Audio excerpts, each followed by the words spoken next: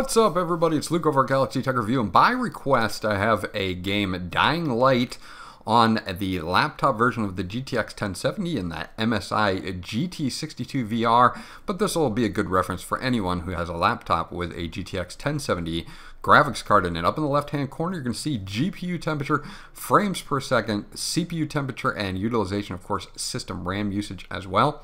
If we go into video, you're going to see that we're at 1080p, full screen is on, vertical sync is off, so you can see that true frame rate. Texture quality is on high, shadow map size is on very high, which is the highest setting that you can put this on. Foliage quality is also at the highest setting. Ambient occlusion, HBAO plus, NVIDIA depth of field, NVIDIA PCSS, motion are all on. Motion blur is off because I don't personally like it. Anti-aliasing, film grain effect, and chromatic abrasion effect are all on. So this is pretty much maxed out, except for your view distance, which is at that kind of set position at 60% there. So this is pretty much maxed out and ready to go, except for without VSync on, so it won't lock into 60 frames per second. So you guys will be able to see what is going on with this game. Now, disclaimer is I am very, very bad at this game. I'm playing with a mouse and a keyboard. On this particular game, I really haven't played it much since launch. As you can see, I'm pretty into the storyline, in the beginning of the storyline. So this is not a gameplay video. I am terrible at this. I will die by the end of the video, and just a disclaimer there. But you can see the performance at least, so that you know what you're getting into. Right now, we're at about anywhere right around that 100 to 110 frames per second mark. And again, this is with everything maxed out. So if you are going to be playing 1080p, everything maxed out, 60 frames per second on, maybe like a G-Sync monitor or something locked in with VSync, you're going to get 60 frames per second the entire time. Every once in a while there are some dips, but they never really go down below like 70 frames per second, 80 frames per second. And this is with everything maxed out. So you guys can check out the gameplay. Again, it's not going to be great. I'm really not that good at this game, and I don't really have a lot of experience with it. But check it out and see how the GTX 1070 does on this particular game.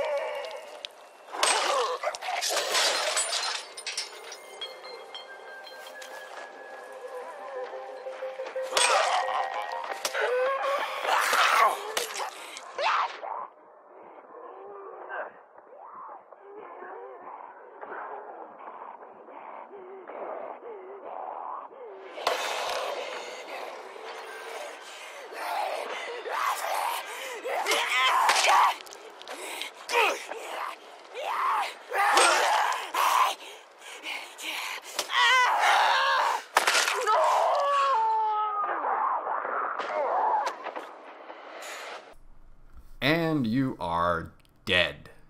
Like I said, I'm not really that good at this game, but let's go over some of the numbers here. The GPU temperature is about 69 degrees, which is great. With that Cooler Boost 4 in the MSI laptop. Frames per second right about now is about 130, 140 frames per second, but during real usage it's about 100 frames per second average, maybe 110. CPU is about mid-70s on temperature, which is great, using about 60 to 70% of utilization, so you will be using hyper-threading if you have an i7. That will benefit there. And your RAM usage is about 6.4 gigabytes out of that 16 gigabytes of RAM. These are our video options. Again, I already went over them in the beginning of the video. Everything is pretty much set to high with all the NVIDIA HBAO Plus and depth of field and all of those NVIDIA GameWorks settings on as well. So it's pretty much maxed out. So if you have a laptop with a GTX 1070, this is the kind of performance you can expect on dying light. This was Luke from Galaxy Tech Review. If you have any questions or comments, leave those in the comment section below. I'll get back to you as soon as possible. Remember to like, and if you haven't done so already, please subscribe because that always helps me out. And I'll check you guys out on the next video.